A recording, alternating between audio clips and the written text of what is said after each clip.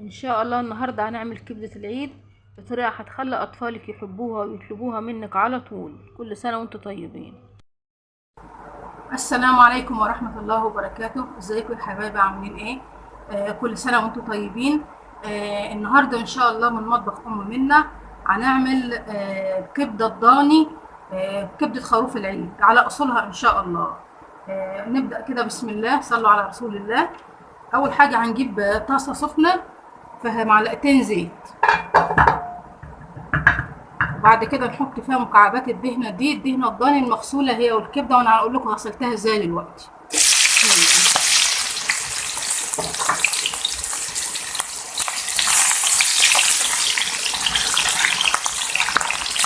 الدهنة دي هنشوحها حبة كده وبعدين هنطلعها. الكبدة عامة هي في الأصل إنها ما بتتغسلش، بس الدهنة الكبدة الضاني بتبقى فيها زفارة شوية، فإحنا بنغسلها ازاي؟ ما بنغسلهاش بالمية أولا. بتمسكي الكبدة وهي سليمة الأول، تديها رشة دقيق كده، تدي الكبدة رشة دقيق وهي سليمة، وتسيبها 10 دقايق وهي في الدقيق، وبعد كده تاخديها تفركيها من الدقيق كده، تحطها 10 دقايق تانيين في خل وملح وليمون وهي سليمة. بعد كده تديها شطفة سريعة كده وتقطعيها، وبعد ما تتقطع ما تتغسلش نهائي على كده.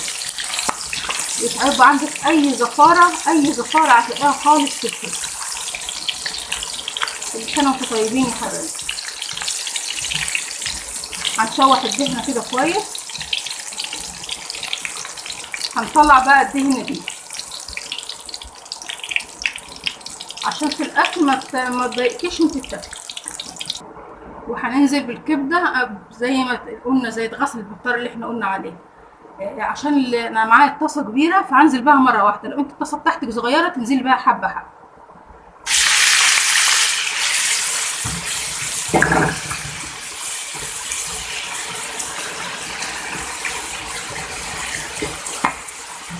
انت هتحطيها دقيقتين كده وبعدين تبداي تقلبي فيها.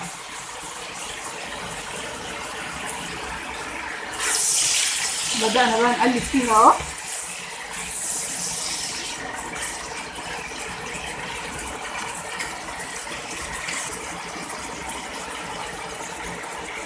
احنا بقى يا حبايبي هنا معانا توابل الكبدة عبارة عن ايه؟ عبارة عن الملح والفلفل الأسمر وحبة كمون صغيرين والقرفة دي بقى ممتازة. القرفة دي مش هتخلي أي زفارة معاكي في الكبدة الضاني. عبارة عن الملح والفلفل الأسمر وحبة كمون صغيرين والقرفة دي بقى ممتازة. القرفة دي مش هتخلي أي زفارة معاكي في الكبدة الضاني. عشان كده بسم الله، ونبدأ بحبة الفلفل الأسمر الأول،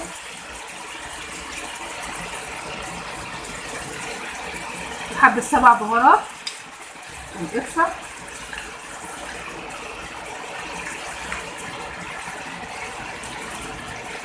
وحبة ملح. هنشوحها كده كويس بعد التوابل.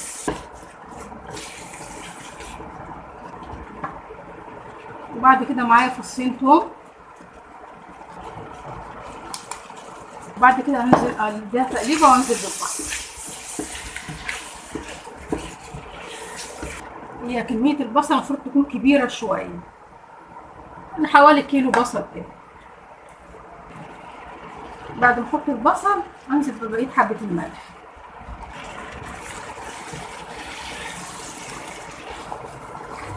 اديها تقليبه كويسه كده.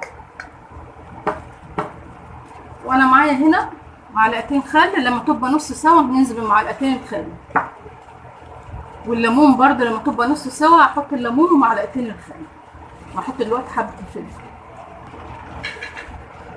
بس هي كده خلصت معانا. هي اهم حاجه ما تاخدش سوا كتير، لان كل ما اعطيتها سوا كتير كل القيمه الغذائيه بتاعتها ما قلت. 10 دقايق بالظبط كده وتطفي عليه، وقبل ما تطفي عليه تحط شويه مع الخل مع عصره الليمون، دي بتبقى اخر حاجه على الخل والليمون. كده يا حبايبي اهي. اخر بقى مع حاجه معانا حبه الخل وعصره الليمون. على فكره يا حبايبي التوابل الرئيسيه في الكبده الفلفل الاسود، القرفه بقى بتخليها تروح في حته تانية خالص، تخلي ريحتها جميله، اطفالك يحبوها ويجربوها ان شاء الله هتعجبكم باذن الله. اخر حاجه بقى معانا رشه الخضره دي كده، بتديها تقليبه وبس كده بقى تقدميها على كده.